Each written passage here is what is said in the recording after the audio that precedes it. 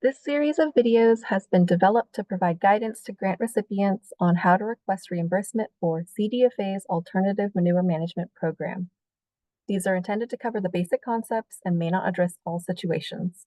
Please reach out to your grant analyst if you need help or have questions. This is part 2 of 3, reviewing how to fill out the 2 required CDFA templates using a simple example. Aside from the form templates, it is also essential to have a copy of your project's approved budget worksheet. A copy of your budget worksheet is provided in the introduction email received at the beginning of the grant term and can also be requested from the program at any time.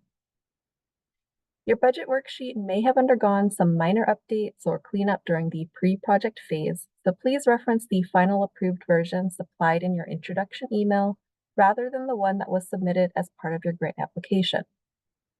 Along those lines, if you require a budget modification during your grant term, you'll want to make sure to always utilize the latest approved version moving forward.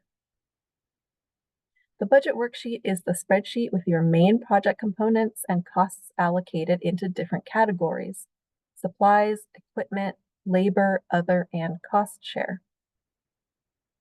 The way the budget worksheet was arranged and the total amounts in each category are directly reflected as the project budget portion of the CDFA invoice template, which is why it's so important to reference the budget worksheet when you're ready to request reimbursement. Our suggested approach is to take your contractor or vendor invoices or receipts that you need reimbursement for and first compare it to your project's budget worksheet. In this first step, identify the budget categories where those materials, labor, or other costs were assigned. In this example, let's say this is a contractor invoice for a concrete separator pad and some of the plumbing. Here on the invoice, we have concrete with fiber mesh, which is found under the equipment category of the budget worksheet. Then we have some rebar and pipe materials on the invoice, which are located under the supplies category, and concrete labor found under the labor category. And last on this invoice, we have some rental equipment costs, which are in the other category of the budget worksheet. It may be helpful to write a note for the appropriate category next to each cost on the contractor invoice. Be aware that your project invoices and receipts may not have things labeled or described exactly the same way as they were when the budget worksheet was developed, but they should still fall under one of the main project components that were identified. Your goal is to make sure program staff can link the costs you are submitting to the components identified as approved parts of your project and budget. Please keep in mind you may need to request additional detail or breakdown from your contractor or vendor on their invoices or receipts if there isn't enough to tie it back to your project and approved budget. The next step, step 2, is to take the invoice or receipt and transfer those costs to the appropriate category sections in the Proof of Expenditures spreadsheet. In this example, we identified the concrete with fiber mesh should go under the equipment category. We continue with our identified supplies category items, labor, and other. For each line item, you will reference the number from your supporting documentation, describe the project cost, and enter the amount for CDFA reimbursement. The description line is a good place to add notes that help us identify the costs showing up on your contractor or vendor invoices to the approved components in the budget worksheet if it's not clear. If you have costs from more than one contractor or vendor invoice to submit for a reimbursement, you would repeat steps 1 and 2 for those.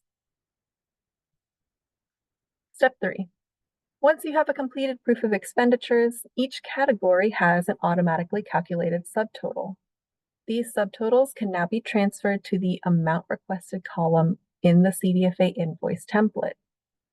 In this example, we would take the subtotal for supplies and enter it as the amount requested for the supplies line in the CDFA invoice, and then continue with equipment, labor, and other. So as you can see, the proof of expenditures shows the details and breakdown of the project costs being submitted for reimbursement, while the CDFA invoice summarizes it. Reminder that the totals are automatically calculated on these forms and can be a good way to check that your documents and amounts align. Step 4. All that's left is completing the remaining fields on the CDFA invoice template, which are again shaded in light yellow. The billing period should encompass the dates the project expenses were incurred. In this case, the date on the invoice is 8/17/25, so I might use a billing period of August 1st through August 30th, 2025.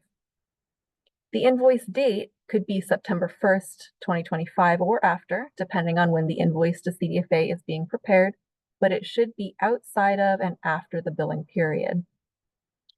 The certification box is where you enter your name and information of the authorized individual associated with the project, usually the main grant recipient, as a way for the responsible party to certify that the submission is for actual and allowable expenditures for project activities in accordance with their grant agreement.